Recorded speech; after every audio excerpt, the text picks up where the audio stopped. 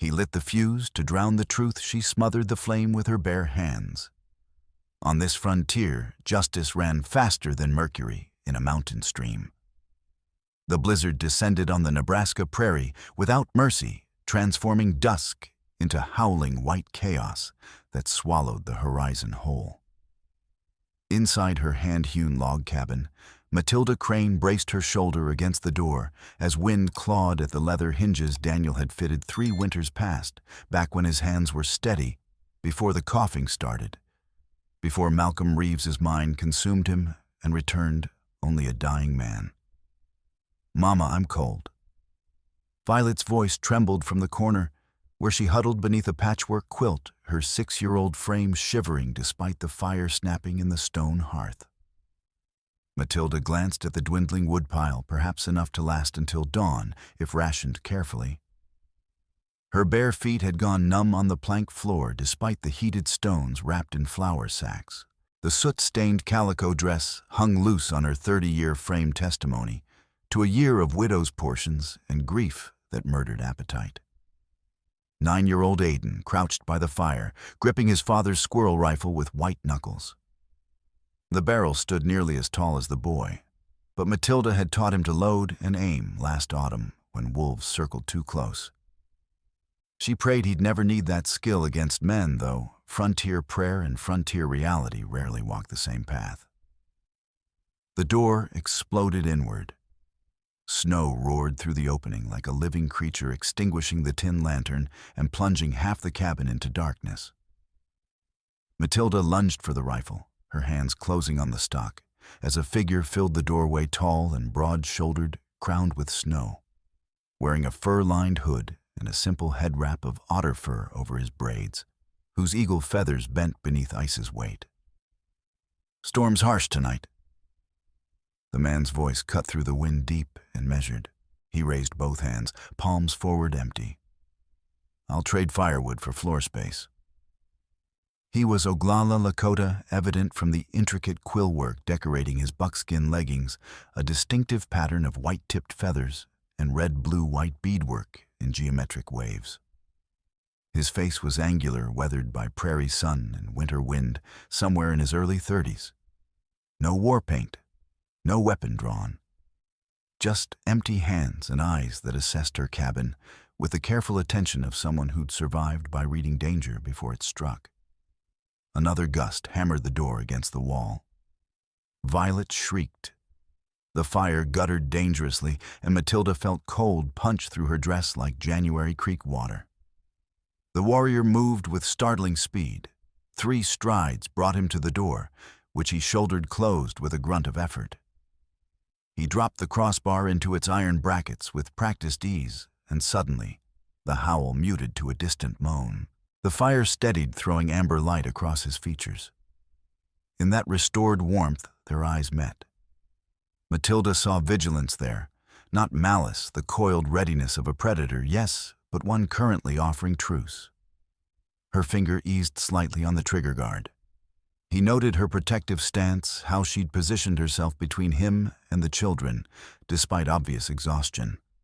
Something flickered in his expression, respect perhaps, or recognition of shared survival instinct. "I'm a Hanu." He lowered his hands slowly, deliberately. "My people winter 3 valleys east. I was tracking elk when this struck." Matilda's mouth was dry as prairie dust. She'd heard stories, plenty of them, about what happened to lone women when strangers came knocking. But she'd also heard Daniel speak of the Lakota with grudging respect, how they honored debts and kept their word when given fairly. And she could see the blue tinge to the man's lips, the tremor in his hands, despite his steady voice. "Matilda Crane." She set the rifle against the wall, but kept it within reach. Wood stacked behind the cabin. Split it small, the stove's temperamental. A Hanu nodded once, sharp and economical, then turned back to face the storm. He paused at the threshold, glancing at the children. Brave young ones. Not a tear. Then he was gone into the white fury, and Matilda barred the door behind him, her heart hammering. Violet crept to her side, clutching a rag doll with button eyes. Is he gonna hurt us? Matilda knelt, pulling both children close, feeling Aiden's wiry tension and Violet's trembling. Through gaps in the chinked logs, she heard the rhythmic chunk of an axe biting wood, steady, methodical, competent. "No, sweet girl," she whispered, praying she'd judged correctly.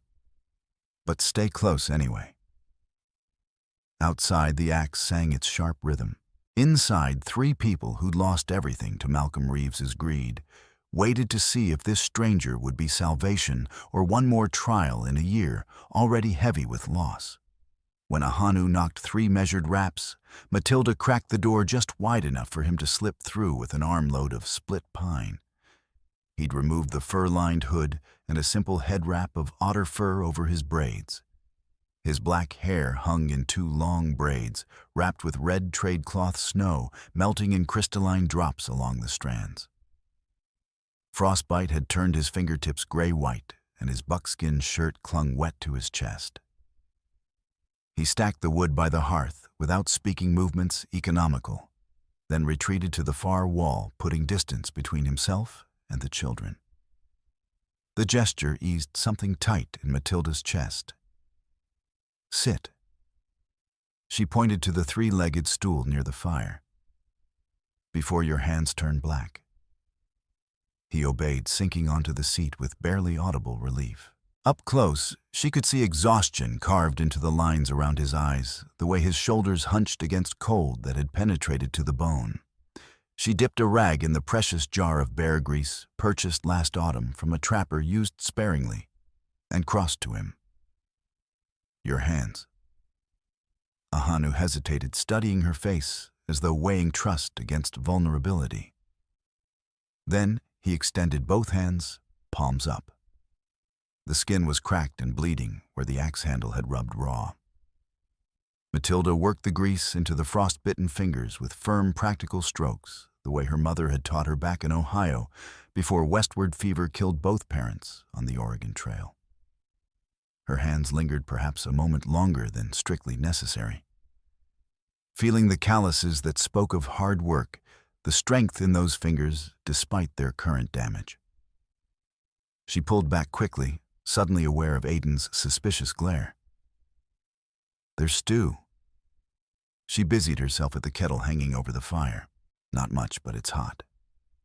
She ladled out 3 portions, the smallest, for Ahanu, noting how his gaze tracked the dipper, but his expression remained neutral. When she handed him the wooden bowl, their fingers brushed. The contact sent an unexpected jolt up her arm. He ate slowly, methodically, while Violet crept closer to examine the beaded knife sheath at his belt.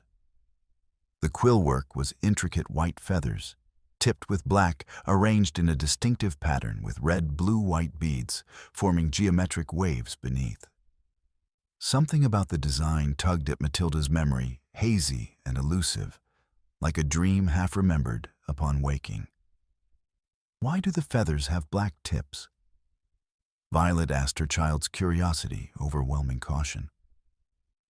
Ahanu's stern features softened slightly. "To remember winter. When snow comes, even eagles must hunt carefully or starve.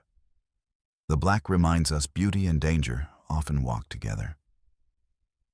As the storm raged outside, a strange domesticity settled over the cabin.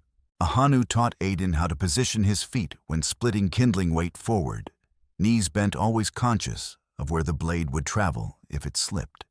Matilda mended Violet's torn stocking while watching the stranger with peripheral vision, cataloging his movements, his restraint, the careful space he maintained around her children. He left half his stew in the bowl near the fire, where Aiden could reach it without asking, a gift disguised as carelessness. "Your husband?" Ahanu asked quietly, nodding toward the empty rocking chair in the corner, the one Daniel had bent from willow branches when Matilda carried Aiden. "Dead." The word emerged, flat, stripped of emotion by repetition. "Last spring." His lungs gave out. She didn't elaborate, but the silence filled with shared understanding. Ahanu had seen enough death to recognize its weight in a widow's voice. He worked Malcolm Reeves's mine. Matilda continued surprising herself. Perhaps exhaustion loosened her tongue, or perhaps isolation made even dangerous company feel like connection. Hauling ore from short grass. Came home coughing blood one day. Dr. Hale said his lungs were destroyed, probably the mercury fumes they use for gold separation. He died owing Reeves $47 for tools and seed. Ahanu's expression hardened, almost imperceptibly. Reeves. You know him. I know his poison. Ahanu stared into the fire flames reflecting in his dark eyes.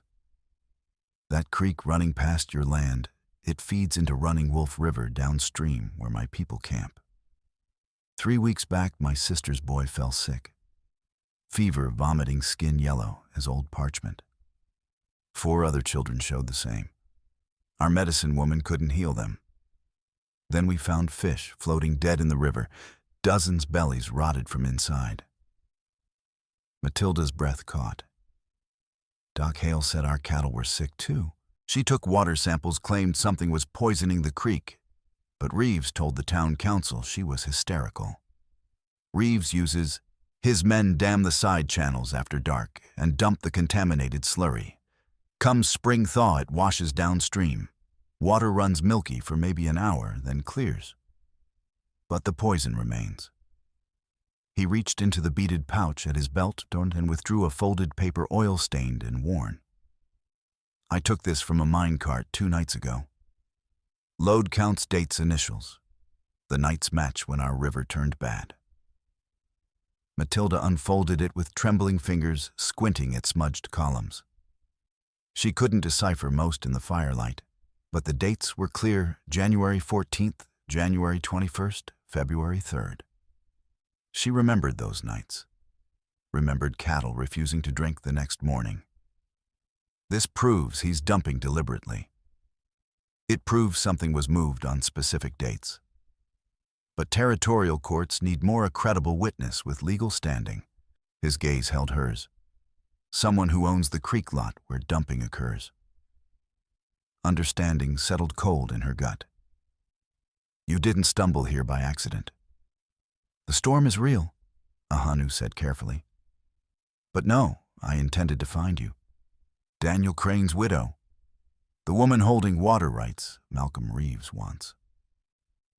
Anger flared hot. He'd used the blizzard as cover, calculated that desperation would breach her defenses. But beneath anger ran colder recognition. She'd been vulnerable for months, a target. And here was a man offering alliance instead of threat. Why should I trust you?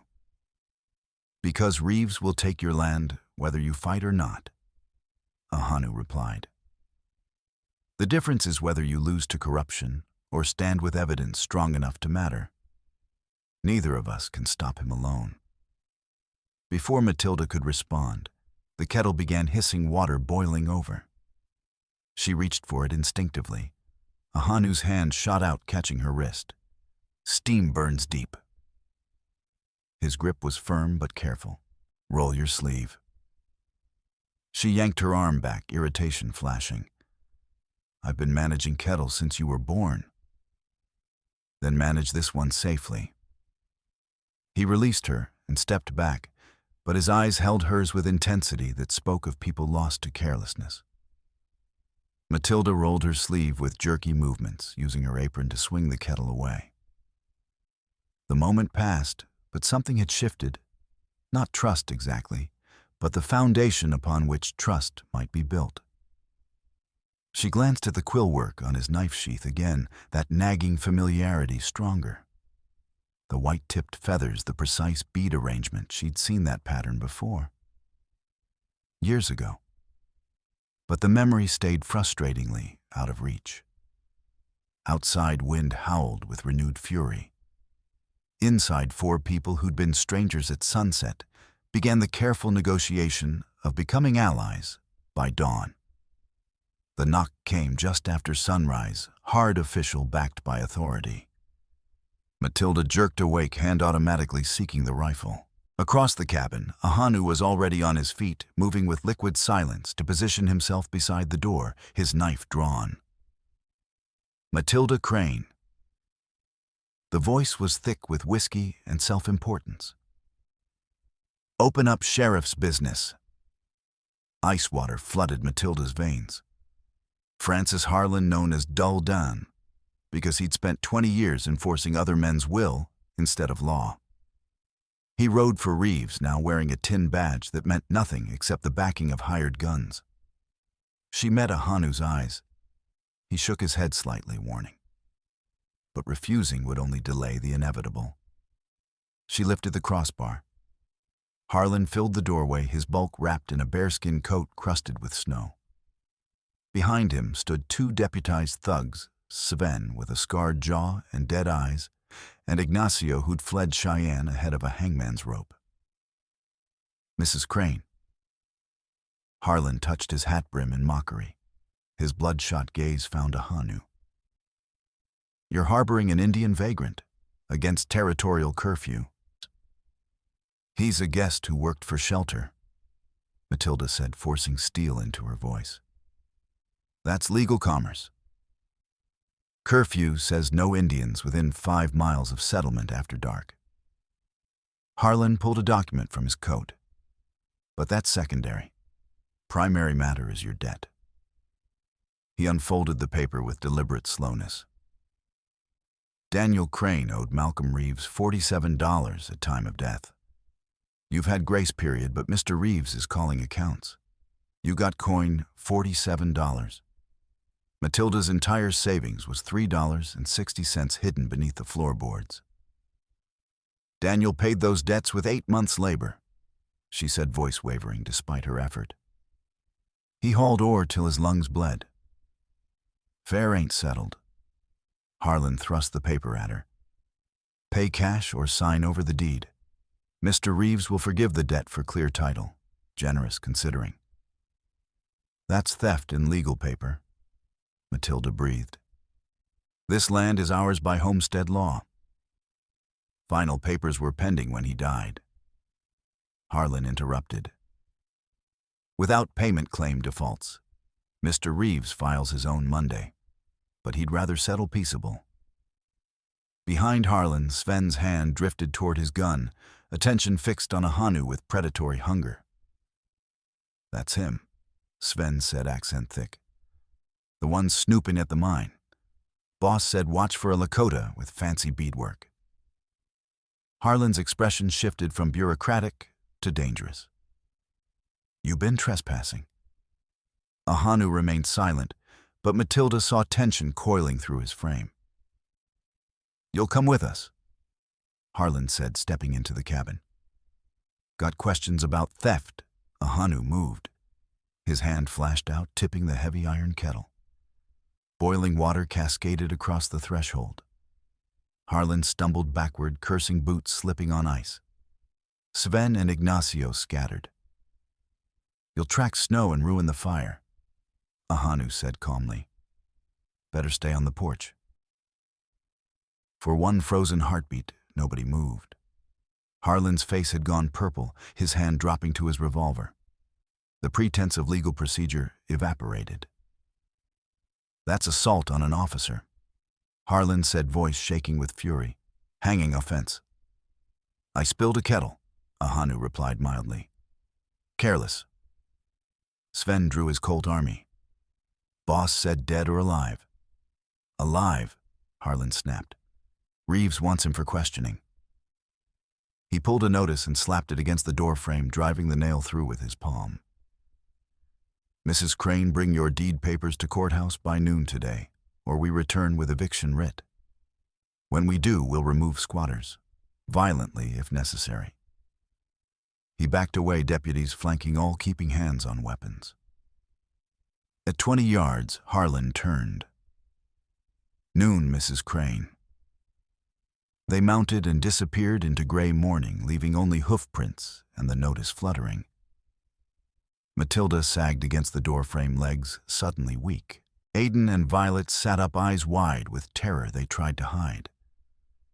She wanted to comfort them, but her hands shook too badly. Ahanu yanked down the notice, scanning it. This is a debt writ backed by court authority. If you ignore it, they seize property by force and no circuit judge will overturn it. I know, Matilda whispered. She met his gaze. You should leave. They want you more. If I leave you, face them alone. Ahanu interrupted. They'll take your land, offer you work in Reeves's household. Your son in his stables. Your daughter. He didn't finish. If I stay, we both fight. We need evidence. Witnesses. Where? In town. Dr. Hale has water samples. School teacher Greta Lynn's been documenting Reeves's operations. And Circuit Judge Obadiah Pike is due. If we reach him before Reeves buries evidence, we might get legitimate hearing. That's many ifs, Matilda said. Better than certain defeat. Ahanu examined papers on her table. You protected your children through a year of grief and poverty. That takes strength. But you can't fight Reeves with fear. You need law evidence, people brave enough to stand. The law works for him. Not all of it. Ahanu tapped the territorial seal. Pike is honest, or as honest as frontier judges get. If we present documented evidence, Reeves answers in territorial court, not his private courthouse. The writ says noon. Then we make noon count. Something in his expression shifted calculation, giving way to what might be respect. Get dressed. We're going to town. Matilda nodded, then knelt between her children. Put on warm clothes. We're taking a trip. I'm scared, Violet whispered. Good, Matilda said, pulling her close. Fear means you're smart enough to see danger. But we don't let fear keep us frozen. They dressed quickly, layering every warm piece. Ahanu lashed rawhide strips around their boots for traction, working efficiently. When he reached Aiden, he pulled his beaded knife and held it out. This is for you, he said quietly. Draw it only when you must. A blade shown carelessly makes enemies. Hidden it keeps you alive. Aiden took the knife with trembling hands. Why give me this? Because you're your mother's son. That means brave, smart, worthy of trust. Ahanu's voice was gentle but firm. And because we're allies now. Allies protect each other. Matilda felt her throat tighten, watching the stranger arm her child with more than a weapon, with confidence, recognition of worth. She caught Ahanu's eye across the dim cabin, and something passed between them that wasn't quite gratitude, wasn't quite trust, but contained possibility of both. Outside, the storm had gentled to steady snowfall. The trail to Whispering Pines would be brutal, but staying meant slow defeat. They gathered supplies, barred the cabin, and set out into a world gone white and dangerous, walking toward confrontation with a man who possessed all the power and none of the scruples that might restrain him. The 3-mile trek tested every reserve they possessed. Fresh snow hid ruts and stones that could break ankles. Temperature had dropped overnight, stealing feeling from exposed skin within minutes. Matilda hauled a small sled loaded with blankets and legal papers, while Ahanu ranged ahead, testing the path with a long cottonwood branch. Aiden trudged beside his mother, small face set in determined lines. Violet rode the sled when her legs gave out. An hour in, they reached Widow's Creek, where it cut across the trail. The surface looked solid, smooth ice dusted with snow. Ahanu tested it carefully, feeling it flex but hold. Cross one at a time, he instructed. Distribute weight, move steadily, don't stop. Matilda nodded. Violet first, straight across to Ahanu. Violet stepped onto the ice with childish trust. She made it halfway when the crack came sharp as a rifle shot. Matilda froze, heart-stopping, but Ahanu was already moving. He lunged forward and scooped Violet up just as ice beneath her shattered. Water geysered up black and viciously cold, but the child was safe in his arms, pressed against his chest as he backpedaled to solid ground. Mama, Violet was crying, terrified, clutching his buckskin shirt. "I have you, little one," Ahanu murmured, voice steady. "You're safe." Matilda's knees weakened with relief, but there was no time. The creek still lay between them, its ice treacherous. "We go together," Ahanu called. "Matilda, take Aiden's hand. Move left where ice is thicker. I'll cross to meet you." She obeyed, gripping Aiden's mittened hand tightly. They stepped onto ice, testing each step. The surface flexed like a living thing. 10 feet out, Matilda heard another crack. "Don't move." Ahanu was there, suddenly having circled to the strongest section. He reached them in 3 strides and wrapped his arm around Matilda's waist, pulling her close. "Breathe with me. Slow." His chest pressed against her back, solid and warm, despite cold. She felt his breath on her neck steady, measured a rhythm she could match. Her panic wanted to thrash, but she forced herself to mirror his breathing in, out and out, while ice groaned and current rushed hungry just inches below. "Now we move together," Ahanu said into her ear. "Small steps, your weight against mine. Trust me." She did. They moved as one unit, Ahanu's arm locked around her waist, Aiden pressed to her side feet, finding purchase in tiny increments. Ice cracked, twice more spiderweb fractures racing outward, but they reached the bank before it gave way. On solid ground, Matilda collapsed into a snowbank, gasping. Ahanu kept Violet sheltered with one arm, while reaching down to haul Matilda upright. "Your leg," he said, already kneeling. Her right leg was soaked from mid-calf down, water already freezing in wool.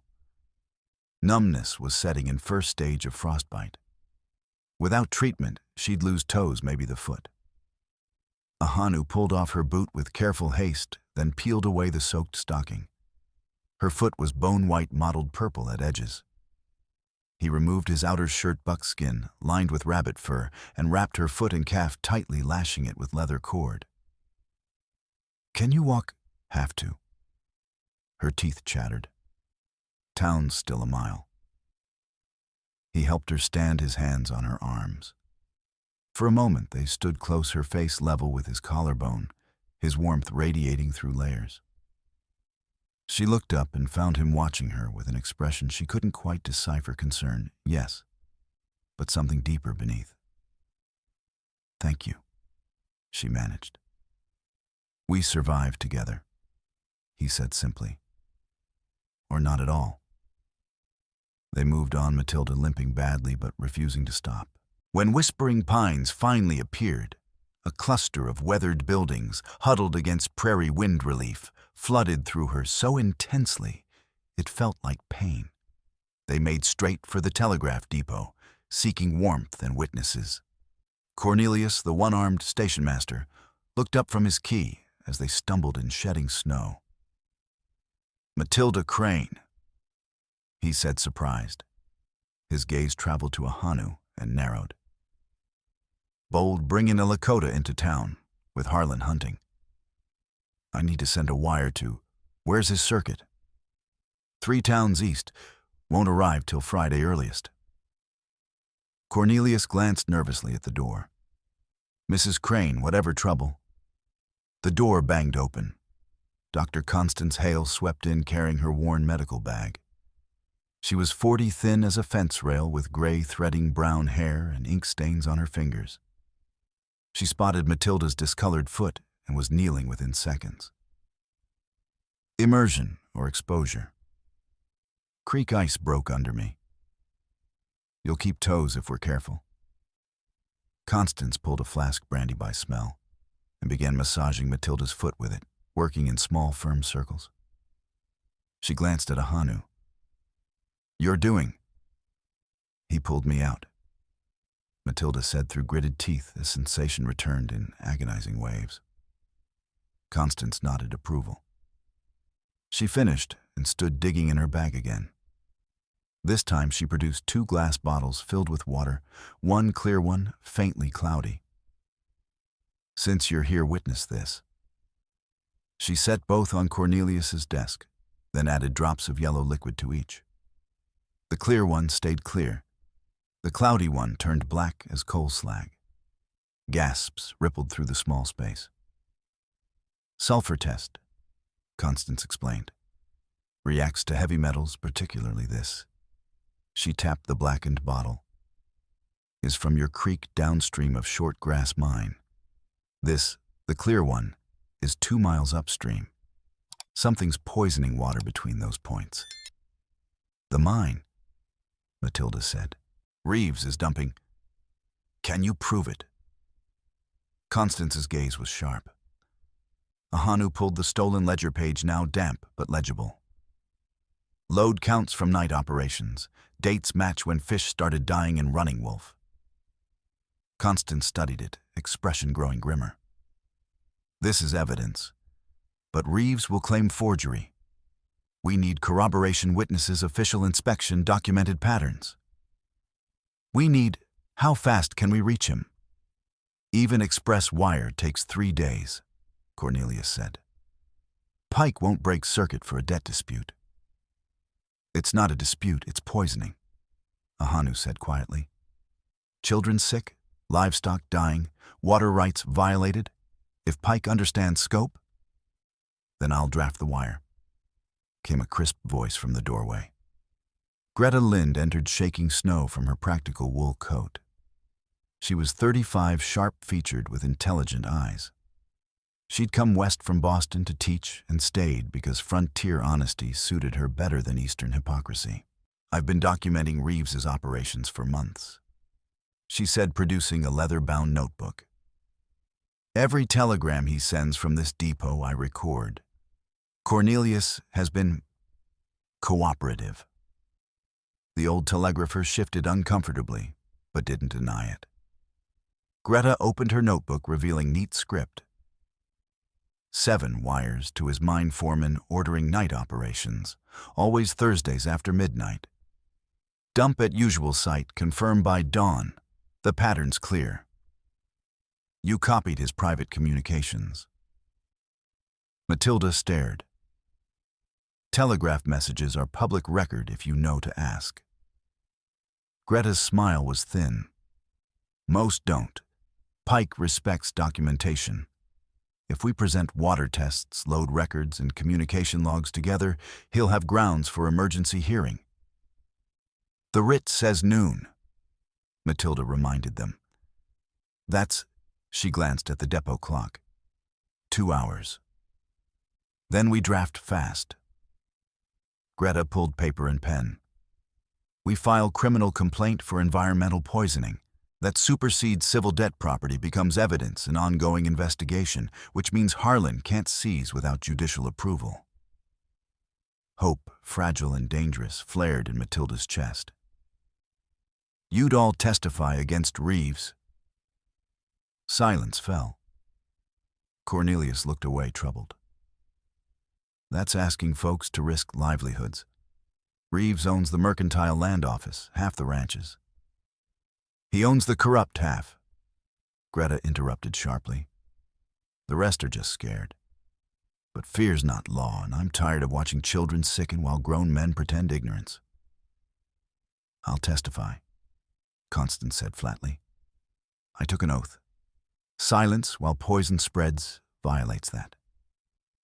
Then we file now. Ahanu looked at Matilda, and she saw something new in his expression. Not just calculation or alliance, but what might be the first tender shoot of respect growing into something deeper. Together. Together, she agreed. They worked frantically for the next hour, clustered around Cornelius's desk, while he operated his Greta's penmanship, transformed testimonies into legal language. Constance documented medical cases. Ahanu described fish kills, contaminated water, the geography that made the mine's drainage inevitable. The petition grew to 6 pages. Cornelius sent it in sections, each marked urgent. Reply came 45 minutes later, arriving Whispering Pines dawn. Friday, stop, hold all evidence and parties, stop Pike. Friday, Matilda breathed. That's tomorrow. That's also when Reeves realizes he's facing legitimate opposition. Constance warned. He won't surrender quietly. As if summoned, the sound of many horses filled the street. Matilda moved to the window and felt her stomach drop. Malcolm Reeves sat astride a magnificent gray stallion, flanked by 10 armed ranch hands.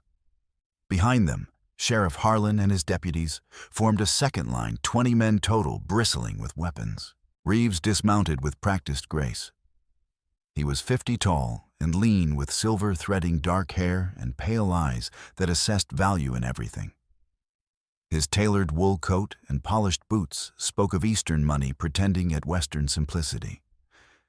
He entered without knocking, bringing the smell of expensive tobacco and barely contained fury. "Mrs. Crane," he said, removing his hat with exaggerated courtesy.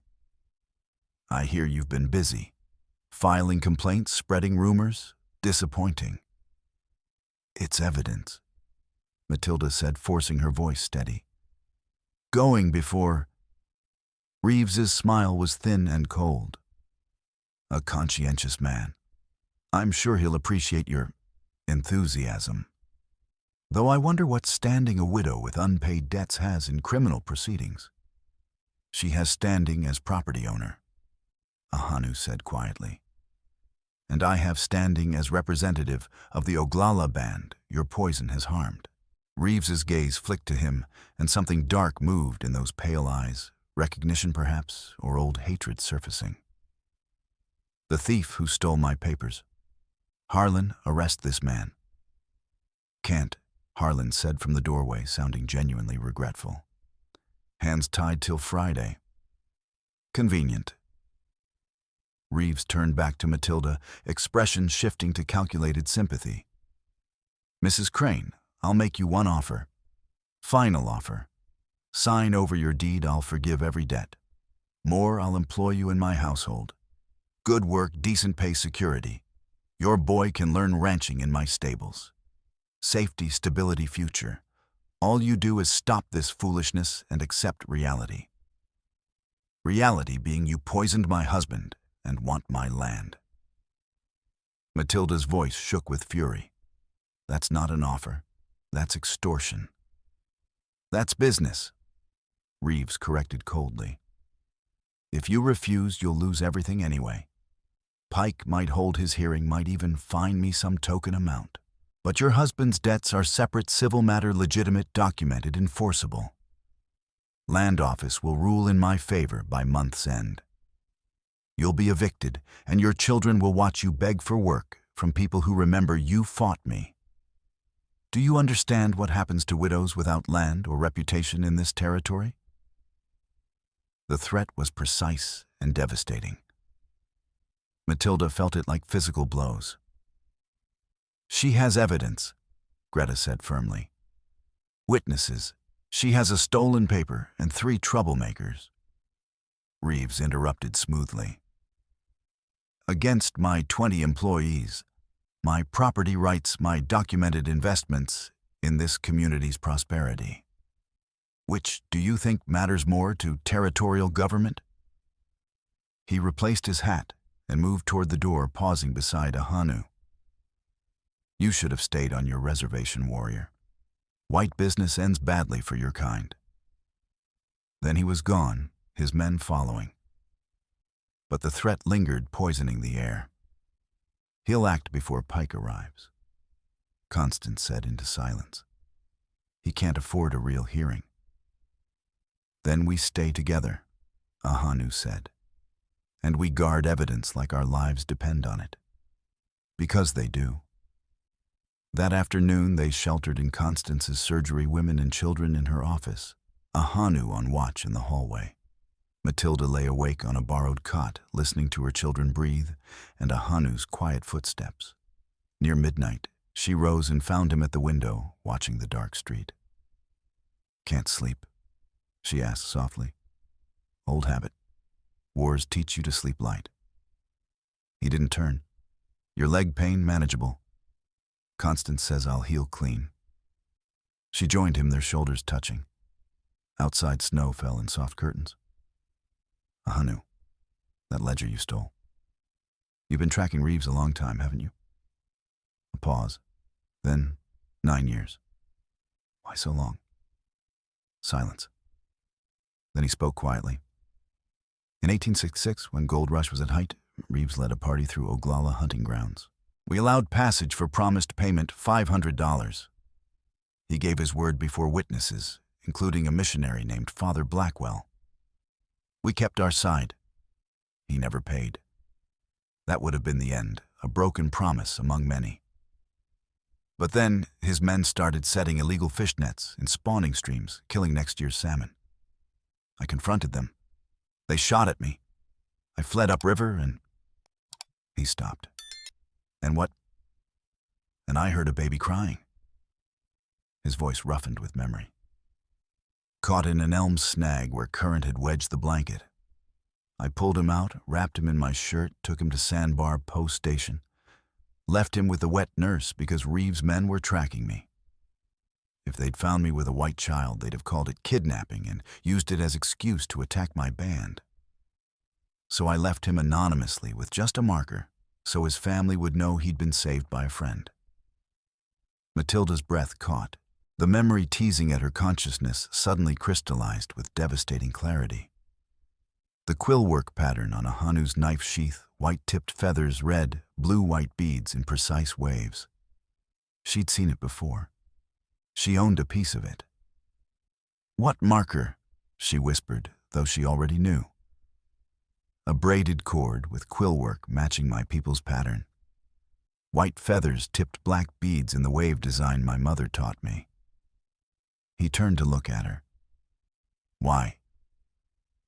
Matilda crossed to her coat with trembling hands and pulled out the small tin she always carried containing her most precious things. From it, she withdrew a braided leather cord decorated with quillwork and tied to it a single small feather. White tipped with black. The beadwork matched Ahanu's knife sheath exactly red, blue, white in the same distinctive wave pattern. The world tilted. 9 years ago, Matilda said, voice distant with shock. Spring of 1867. I was carrying Aiden across Running Wolf at Sandbar Bend. He was 4 months old. Ice broke. I went under.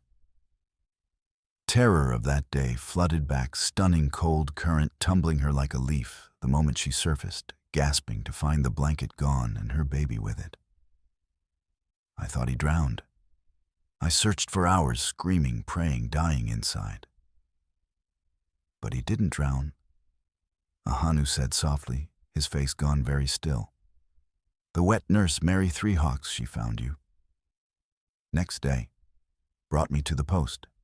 Said a stranger had left my baby with this tied to his blanket. No name, no explanation. Matilda's hands shook so badly the cord nearly slipped. It was you. You saved my son. I didn't know whose child he was, Ahanu said, voice rough with emotion. I just knew he was alive, and I could help. I've been tracking Reeves ever since, first for broken promise, then because his fish nets destroyed our spawning streams, then because his poison started killing our children. 9 years of watching, gathering evidence, waiting for the right moment to strike back.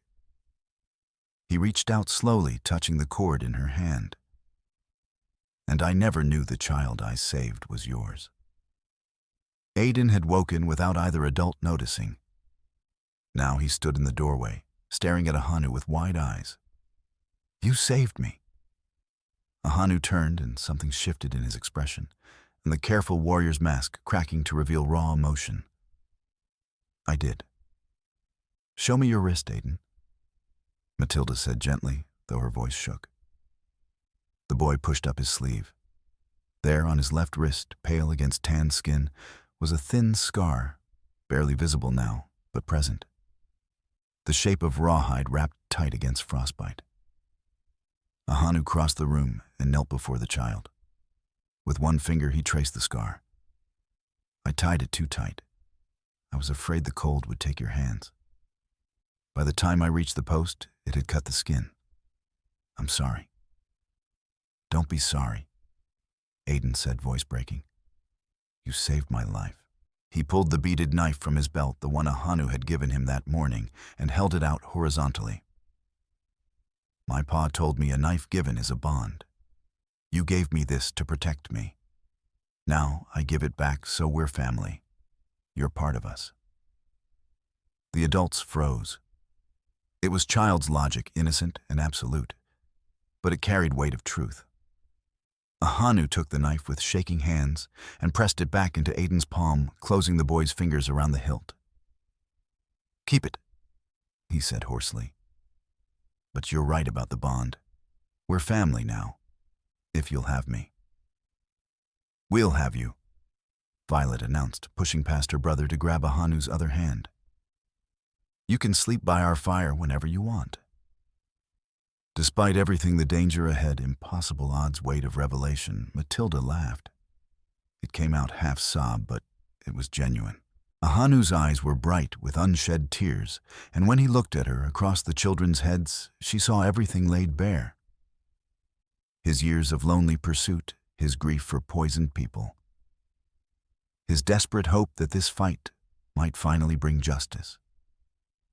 And beneath all that, she saw the beginning of something else.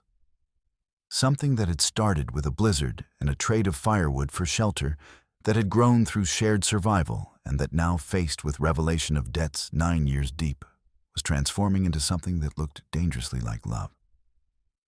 Thank you, she whispered, knowing the words were inadequate.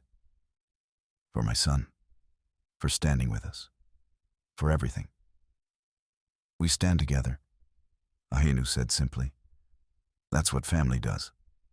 They stayed awake the rest of that night, and the four of them crowded together, telling stories and making plans, and building the foundation of something that might, if they survived, become unshakable.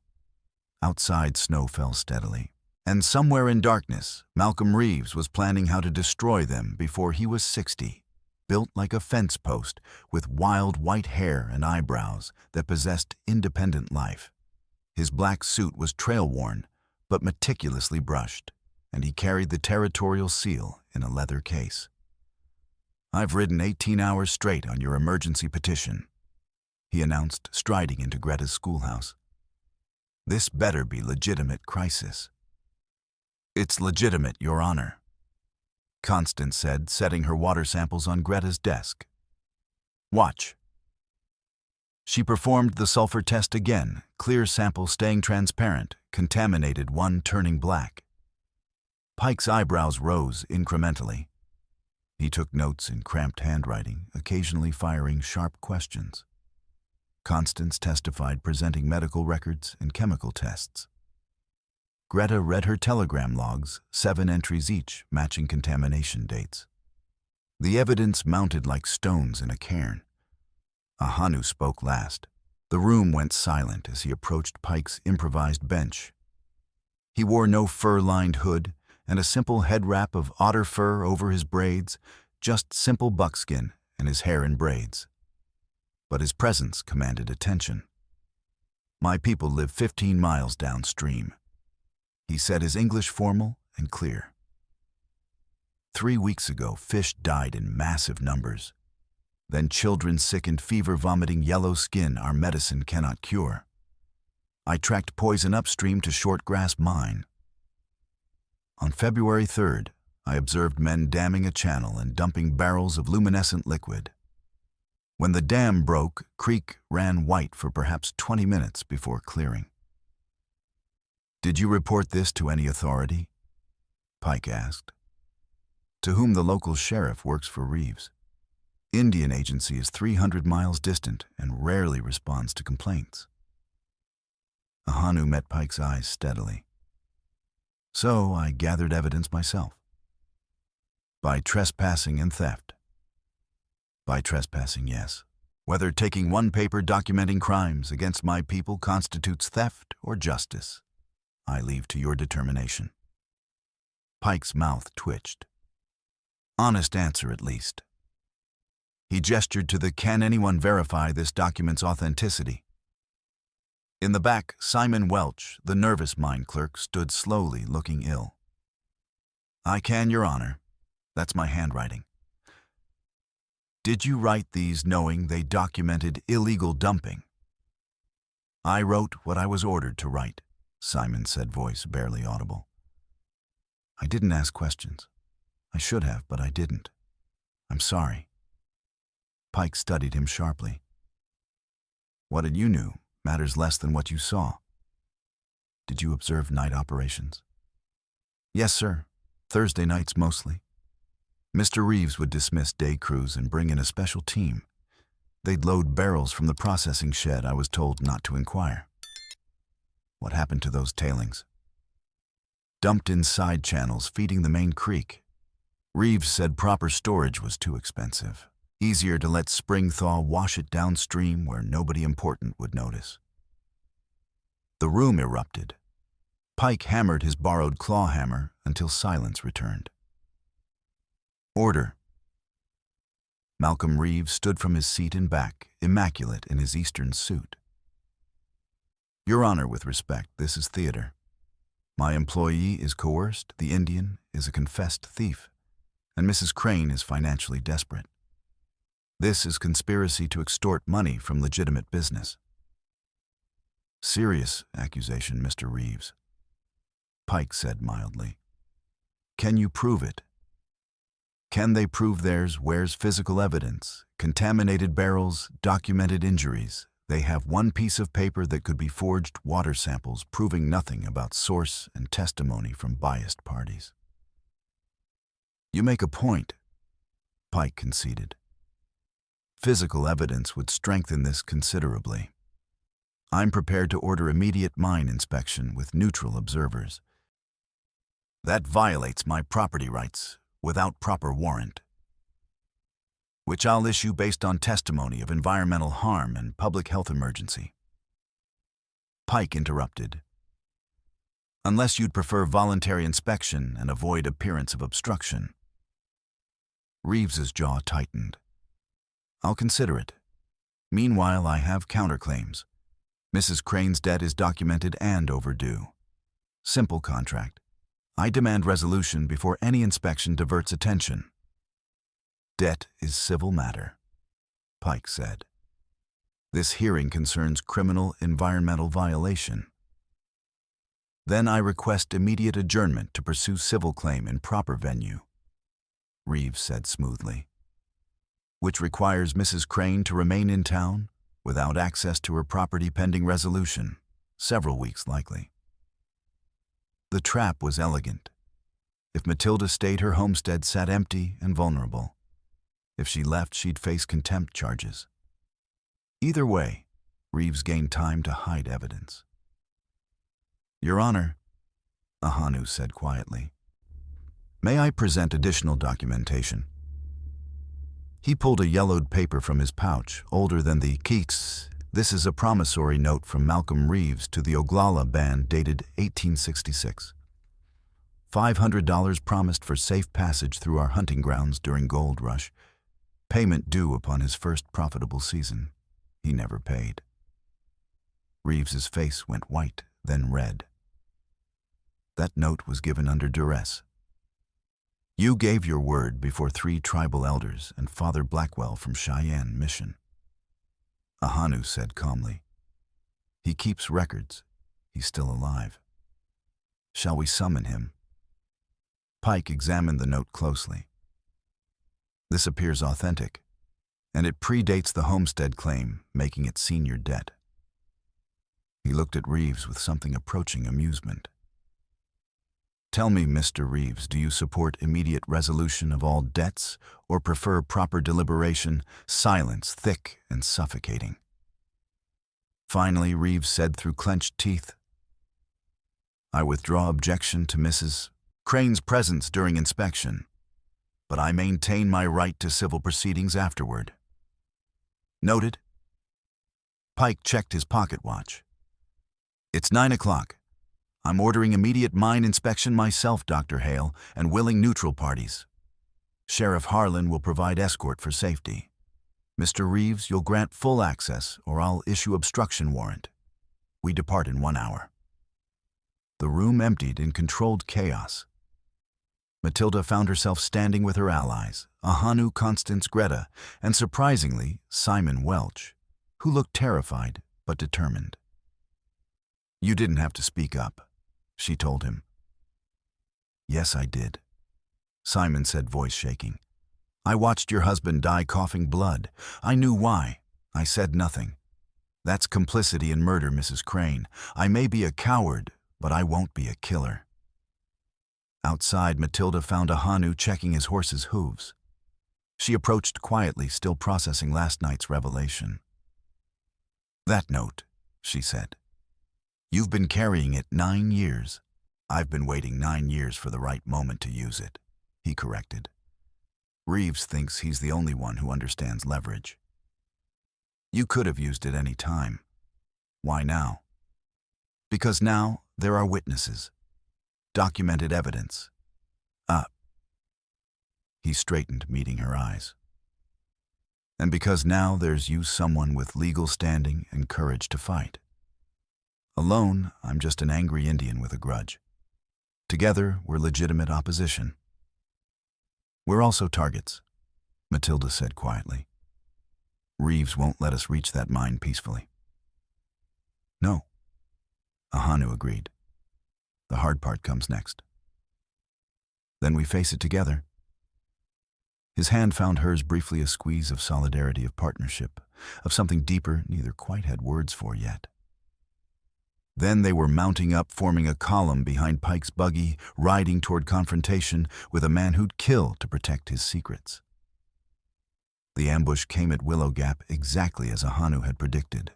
The trail wound between sheer rock faces 30 feet high, barely wide enough for horse and rider. Pike's buggy couldn't manage the passage, so Cornelius drove it back to town with Simon for safekeeping. Pike rode double with Constance. The rest strung out single file, Ahanu leading, then Pike and Constance, then Matilda, with Violet Aiden on his borrowed pony Greta, and finally Harlan with 2 deputies. They'd traveled perhaps a quarter mile when rock exploded beside Ahanu's head. The rifle crack came a split second later, echoing off stone like thunder. Ahanu reacted instantly. He slid from his horse and slapped its rump to send it forward while diving behind a boulder. "Ambush, take cover." The gap erupted. Horses screamed and reared. Violet shrieked. Matilda fought to control the panicking mare while hauling her daughter from the saddle and scrambling toward the rock wall. Bullets whined off stone, the reports multiplying as echoes turned the narrow space into thunderous hell. Behind a fallen log, Matilda pressed both children tight against the wood, her body covering theirs. Aiden was white-faced but silent, Violet sobbing. 20 feet away, Ahanu was pinned behind his boulder. Beyond him, Pike and Constance had taken shelter in a shallow depression, the 3 rifles. Ahanu shouted over chaos, his ear pressed to ground. Maybe 4 north wall high position shooting down. Matilda could see muzzle flashes high on the canyon rim, maybe 60 feet up, impossible to reach directly. The shooters had perfect position, could pin them here indefinitely or pick them off at leisure. Another volley chewed splinters from the log inches from Violet's head. Matilda felt the bullet punch through felt sawdust spray her face. Without conscious thought, she grabbed Daniel's Spencer rifle carried across her back this entire journey and rolled to the log's edge. She'd learned to shoot at age 10 in Ohio, hunting squirrels with her brothers. Daniel had insisted she stay practiced after moving west. Now muscle memory took over. She braced the rifle against the log, found a muzzle flash, exhaled, and fired. The shot went wide. She was rusty, and range was long. But it had effect. The shooters ducked, rhythm broken. In that pause, Ahanu sprinted from his boulder to a cluster of rocks closer to Matilda's position, sliding in beside her in a spray of gravel. "You can shoot." He was breathing hard, a graze on his cheek, bleeding freely. "Farm girl, we ate what we killed." She ejected the spent cartridge and reloaded efficiently. "How do we get out?" "We don't. not without eliminating at least one shooter to break their line. He scanned the walls, calculating. They're positioned at the bend smart. They can cover both directions. But there's a talus slope on the south wall, maybe 50 feet back. Steep, loose rock, but it's dead ground, they can't see it. If someone fast could climb it. You, Matilda said, though her stomach clenched with fear. I need covering fire. Can you keep their heads down 30 seconds? Can you make that climb without breaking your neck? Guess we'll find out. He shifted, preparing to run, then paused. His hand cupped her cheek briefly, a moment of connection. Amidst chaos, his palm warm, despite cold. Breathe with me, like the creek ice. We survived together. She covered his hand with hers for one heartbeat. Together. Then he was gone, sprinting for the talus slope, while Matilda rose from cover and fired once, twice, 3 times, not trying to kill, but to make the ambushers keep their heads down.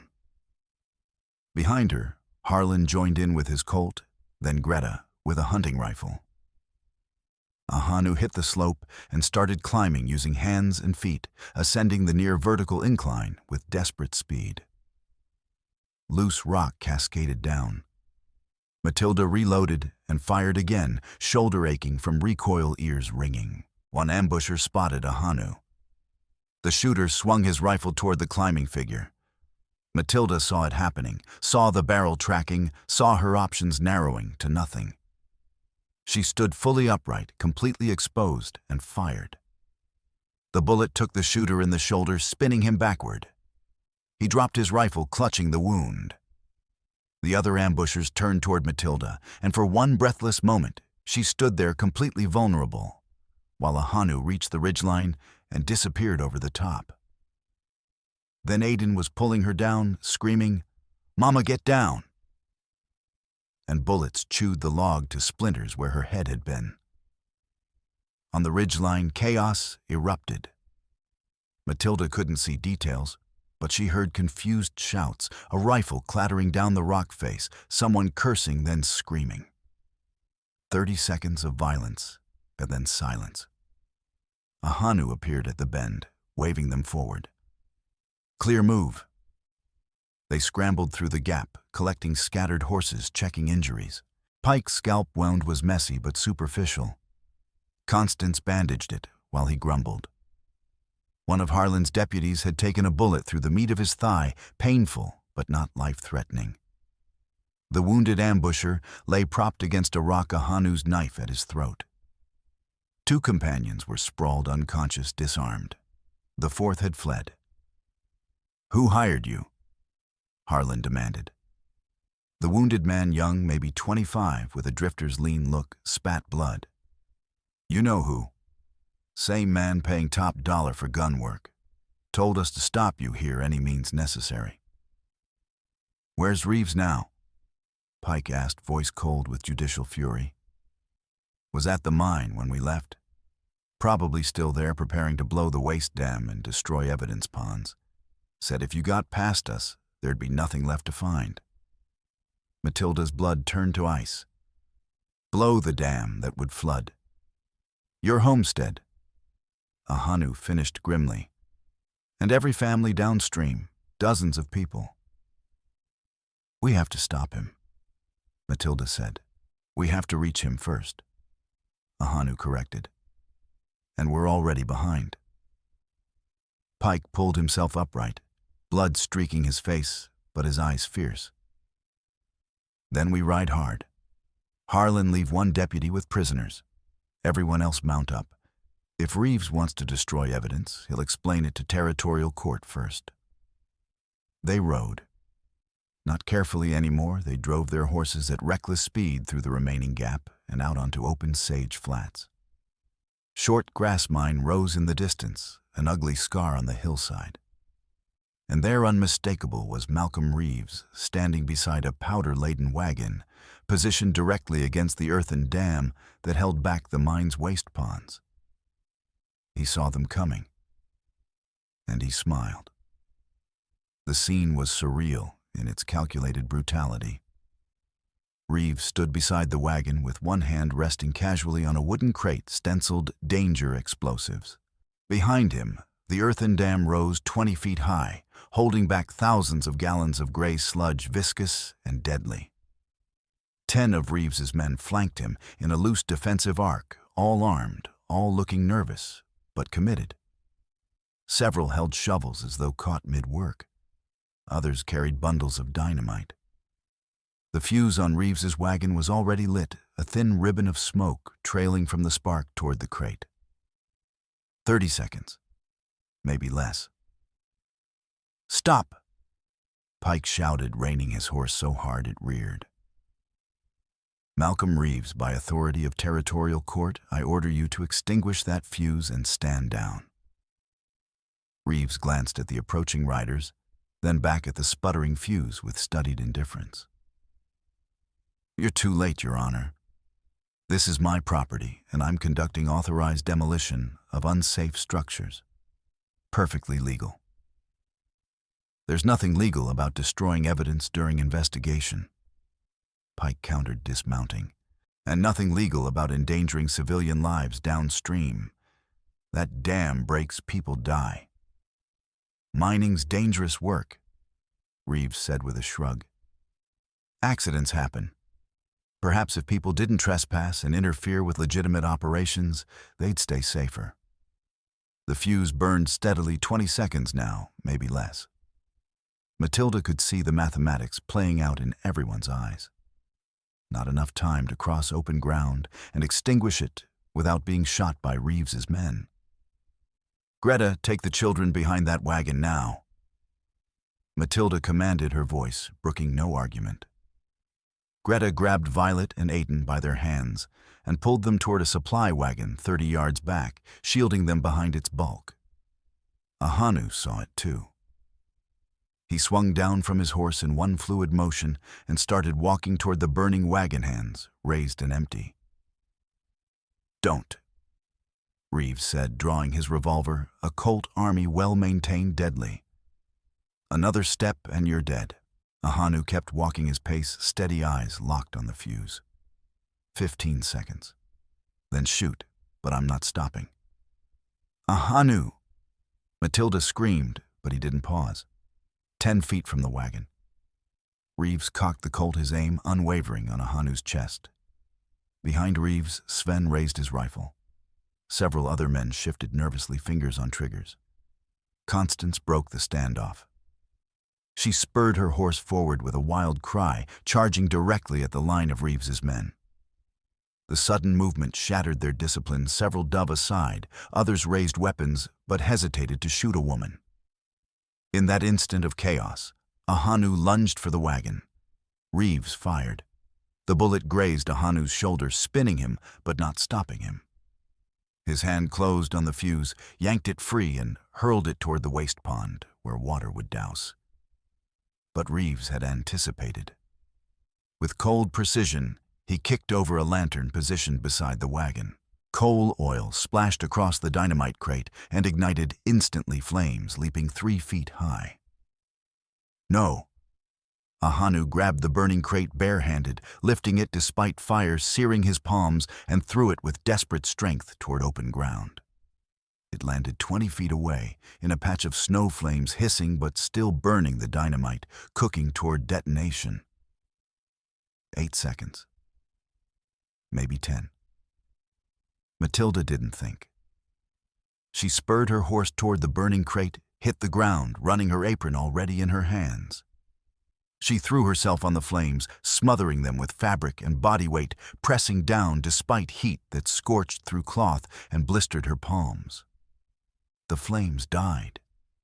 The dynamite didn't explode. And for one eternal moment, the world held its breath. Then Reeves turned toward the dam itself, pulling a second Colt from his coat. "You want to play games? Fine." He aimed at the base of the dam, where water was already seeping through cracks. One bullet in the right spot could trigger catastrophic failure, sending thousands of gallons of poison downstream to kill everything in its path. His finger tightened on the trigger. A rifle cracked. Not Matilda's, not any adult's. Aiden's. From behind the supply wagon where Greta had pulled them, the boy had somehow retrieved his mother's fallen Spencer. He'd propped it against the wagon wheel for stability. His shot went wide. He was 9, and the rifle was nearly as big as he was. But it forced Reeves to flinch, to turn to see the child aiming a weapon at him. "You killed my pa." Aiden's voice broke with rage and grief, but his small hands kept the rifle trained on Reeves. "He coughed blood because you poisoned him. You made my mama cry. You tried to take our home." Greta grabbed Aiden, yanking him back behind the wagon as Reeves's face twisted with contempt. "Your pa was weak, boy. Took my money, took my work, then died owing me. That's not murder, that's nature. Weak don't survive out here." Reeves pivoted his Colt back toward the dam's weak point, but Matilda saw it coming. She was already moving, charging from where she'd smothered the crate, her voice raw with fury. "You want this land, you'll have to go through me." Ahanu was closer. He hit Reeves from the side in a full-body tackle, both men crashing to the ground beside the dam. The Colt fired the bullet, whining off into empty sky. They rolled, grappling toward the edge, where ground dropped away 30 feet to the creek bed below. Matilda reached them just as they tumbled dangerously close to the crumbling edge. She could see chunks of earth breaking away beneath their struggle. Behind them, the dam groaned. Their fight had loosened the earthwork. Water was seeping faster through widening cracks. Another minute, and it would fail on its own. Reeves and Ahanu fought with desperate ferocity. Reeves was heavier, more brutal, fighting with the viciousness of a man who'd never faced real opposition. Ahanu was faster, better trained, but weakened by the bullet graze and his burned hands. They struggled at the very edge of the dam. Below, the creek ran high with spring-melt chunks of ice bobbing in the current. Reeves got his hands around Ahanu's throat, squeezing his face contorted with hatred. "Your people are finished," he hissed through clenched teeth. "All of you. This is our country now." Ahanu couldn't breathe, couldn't speak. Black spots danced in his vision. But his hand found a rock embedded in the dam's face, and he drove his knee into Reeves's gut with enough force to break the chokehold. They separated, both gasping, circling on the narrow ledge. The dam groaned again, a deep crack running up its face. Water jetted through in a sudden geyser, spraying both men. The ledge was crumbling beneath them. Matilda saw the rope coiled near the wagon, standard mining equipment, thick hemp. She grabbed it with her burned hands, looped one end around a timber support beam, and threw the other end toward the struggling men. Ahanu, the rope. He caught it one-handed, wrapping it quickly around his wrist, even as Reeves lunged again. But this time Reeves didn't go for Ahanu's throat. He grabbed Ahanu's long braids, both of them wrapped in red trade cloth, and yanked with savage force, using them like reins to drag Ahanu off balance toward the edge. The rope went taut. Ahanu clung to it with one hand, while Reeves pulled him backward by his hair with brutal strength, trying to drag them both over the edge. Ahanu's feet slipped on wet earth. His arms, stretched to breaking, caught between the rope and Reeves's relentless pull. Behind Matilda, Greta had grabbed the rope, then Pike, then Harlan, all of them hauling together. But Reeves' weight and leverage were pulling Ahanu inexorably toward the crumbling edge. "Cut it!" Ahanu shouted, his voice strangled but clear. His free hand reached toward his belt, toward where his knife should be, but it wasn't there. He'd left it with the ambush prisoner. Matilda cut the hair now. For one frozen instant, Matilda didn't move.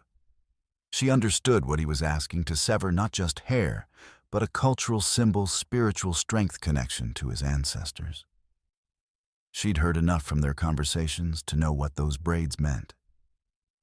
But she also saw the edge crumbling beneath him, saw Reeves's grip tightening, pulling both of them toward the drop, saw her choice narrowing to a single point: let him die or do what must be done.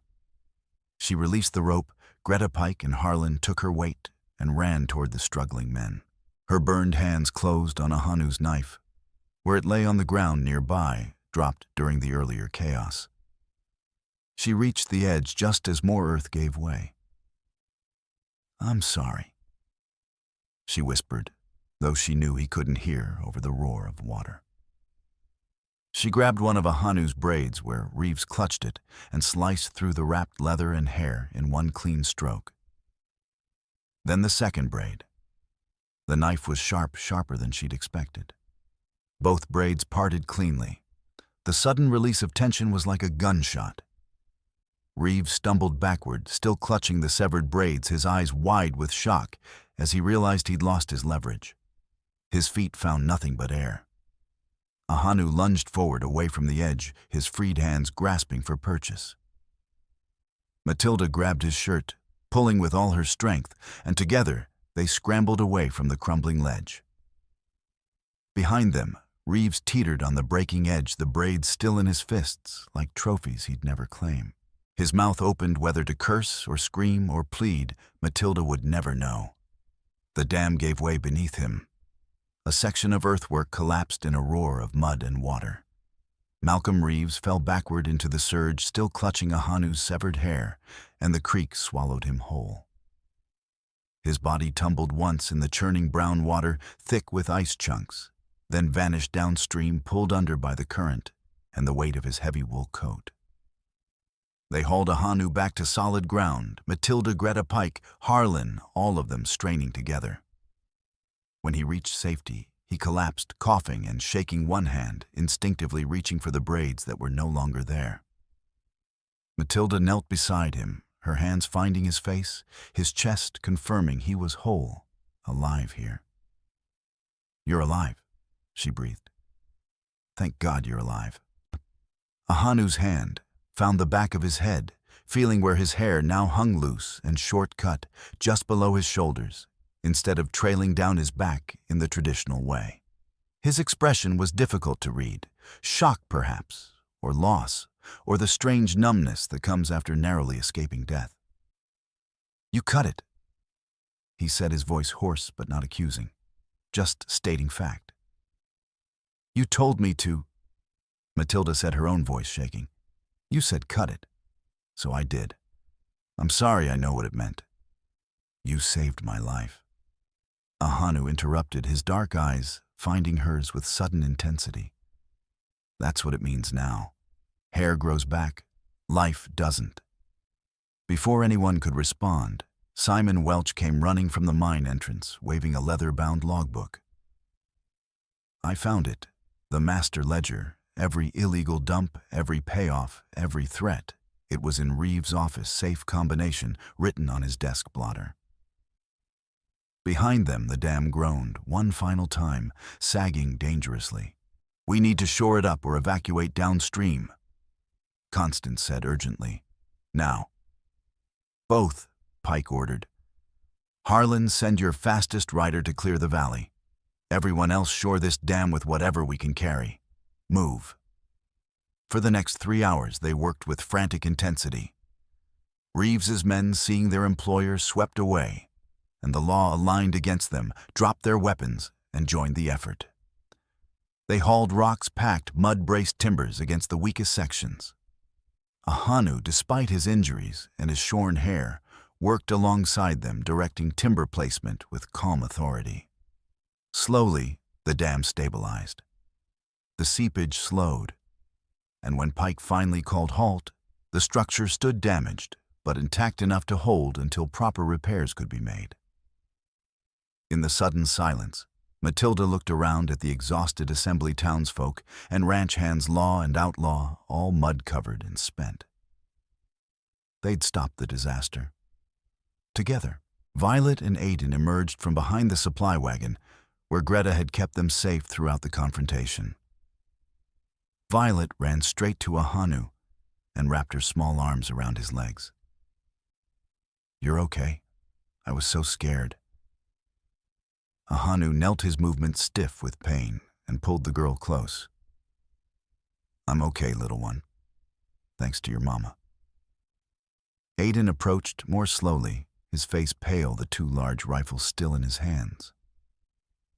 "I fired at him," he said quietly, almost apologetically. I know you said only draw a blade when I must, and I wasn't supposed to, but he was going to blow the dam, and I thought—" "You thought correctly," Ahanu said firmly, reaching out to ruffle the boy's hair. "You drew attention away at the moment we needed it most. That took courage. Your father would be proud." Pike approached his gavel somehow, still in hand. "Malcolm Reeves is dead, swept away in Running Wolf River. Body may not be recovered for weeks, but his crimes are documented." He gestured to the logbook Simon clutched. "Illegal dumping, bribery, attempted murder. Territorial government will seize his assets pending adjudication, including all claimed debts." "My homestead?" Matilda asked, hardly daring to believe. "Yours free and clear pending title review. But there's no question now. Not with this evidence." Pike looked around at the assembled crowd.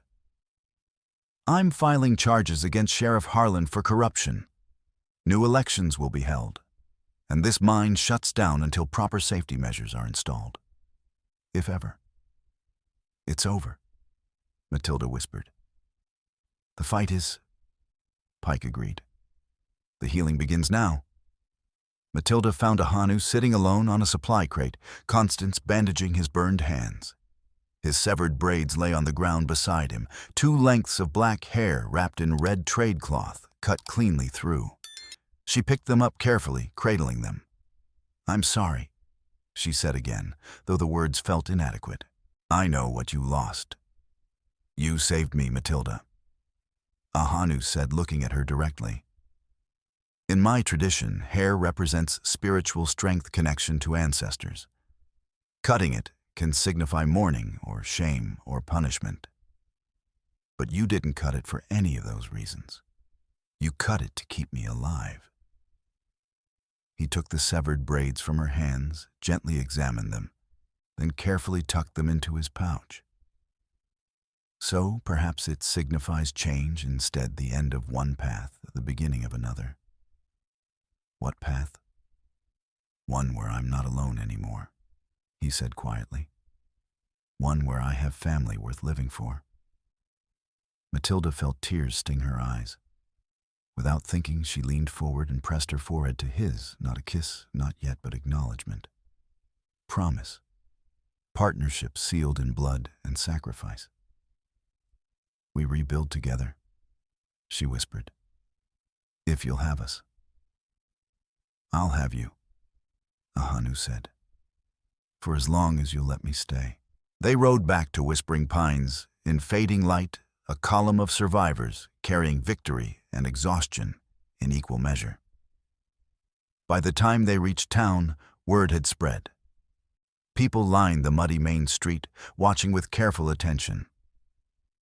No cheering frontier folk were too practical, but the weight of fear had lifted perceptibly. Pike went directly to the church and held emergency session.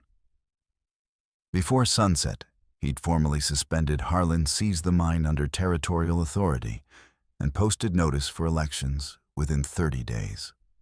Greta volunteered as temporary civic administrator. The creek's running clearer already, Cornelius reported, having ridden downstream to check. Still contaminated, but better than it's been in months. Give it a season and it might be safe again. Spring came to the Nebraska prairie with explosive force, sudden warmth, wildflowers rioting, and the creek running full and clear for the first time in 5 years. By mid-April, Pike's orders had been executed. Short Grass Mine officially closed, pending environmental remediation. The waste ponds were drained under supervision, contaminated soil capped with clay. Malcolm Reeves's body was never found. Searchers discovered his coat snagged 10 miles downstream, but Running Wolf had claimed him completely. Elections were held in May. Cornelius won the sheriff's position by landslide, appointing Ignacio and Simon as deputies. Second chances, it seemed, were part of the new order. Matilda's homestead rose through communal effort. Neighbors who'd been too frightened to help before arrived with tools and timber. The new cabin was larger than the original, with a river stone hearth, a Hanu designed, and real glass windows. Cedar shingle roof, pitched steep. A covered porch ran the length of the front. A Hanu worked construction until his hands healed, then, without pause, his knowledge blending Lakota building practices with frontier carpentry. He slept in the barn initially, propriety observed, but took every meal with the family and spent every evening teaching the children. The chemistry between him and Matilda deepened through shared labor. Morning coffee drunk, side by side, back-to-back watches against Coyote's hands brushing when passing tools. They didn't rush. Frontier propriety and genuine caution kept their romance slow-built on bedrock. One June evening, as thunderheads built over western hills, Constance arrived with a leather document case. "I have something for you," she told Matilda, sitting at the new pine table. "Greta and I have been reviewing Reeves' seized records." She withdrew several papers. First was the water rights deed properly filed in Daniel Crane's name. Second was the homestead title, equally official. "You never lost your rights," Constance said. "Reeves buried the proof to maintain leverage. You've owned this land since 1868. Matilda took the papers with trembling hands. "All this time. There's more." Constance produced a third document, yellowed with age. "Found this sewn into Daniel's coat lining. Deathbed letter witnessed by the sandbar station master." Matilda unfolded it, seeing Daniel's cramped script. "I, Daniel Crane, being of sound mind, though failing body, do declare all property, water rights, and homestead belong to my wife, Matilda Crane, by right and law. I owe no debts to Malcolm Reeves. My labor satisfied any account. If he claims otherwise, he lies. Matilda holds the ford and homestead by my will and law. Protect our children. Tell them their father loved them. Tell Matilda I'm sorry I couldn't fight harder." Witnessed Isaiah Gray, Sandbar Station, April 3rd, 1870. The tears came before she could stop them. Ahanu's hand found her shoulder steady and warm. "He knew," she whispered. "Daniel knew Reeves would come. He tried to protect us." "And he succeeded," Constance said firmly. "Between this letter and the deeds, your claim is unassailable. Furthermore, Pike has authorized compensation from Reeves's estate, back wages, damages, settlement funds for affected families. You'll receive notification within the month. Real money, Matilda. Enough to hire help, buy livestock, secure your children's future." That night, after Constance left, Matilda sat with Ahanu on the porch, watching lightning dance in the hills. The storm broke around midnight rain, drumming on cedar shingles that didn't leak. "I loved him," Matilda said quietly. "Daniel. He was good, even if he wasn't strong enough to fight Reeves." "Strength comes in many forms," Ahanu replied.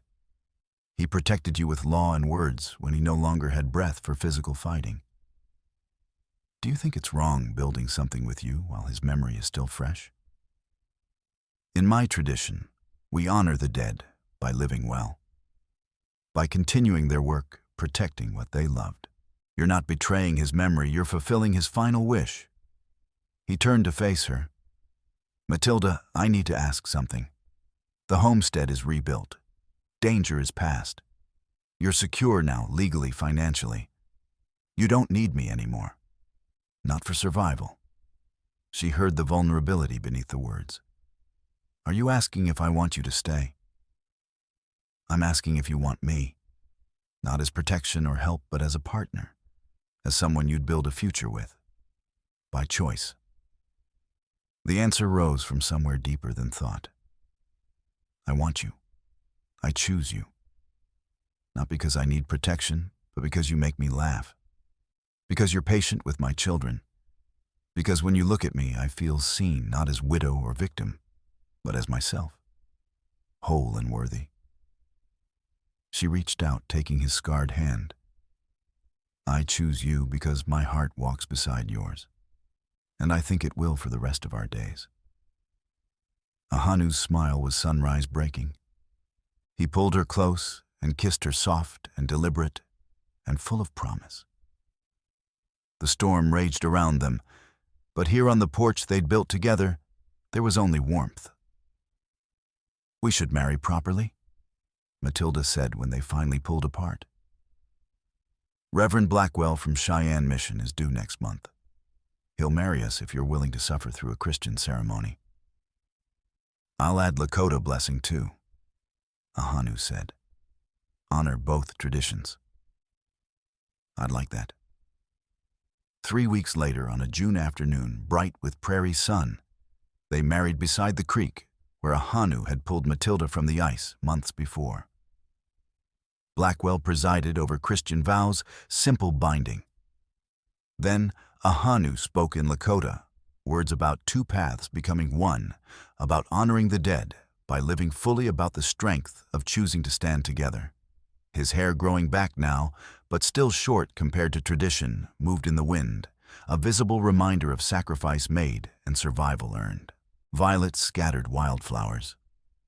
Aiden stood tall as witness, wearing his father's pocket watch recovered from Reeves's safe. Constance and Greta served as matrons of honor. Cornelius gave Matilda away. Even the whole town came, maybe 200 people, settlers, and Lakota from Ahanu's band, all celebrating not just a marriage, but what it represented. Proof that different peoples could stand together, that corruption could be defeated, that the future didn't have to mirror the past. As the ceremony ended and Ahanu kissed his bride, a cheer rose from the crowd. Children ran through wildflowers. Someone produced a fiddle. Tables appeared laden with food, a wedding feast cobbled from communal abundance. Late in the celebration, as the sun dipped toward western hills, painting everything gold, Matilda found herself standing apart from the crowd beside the new cabin.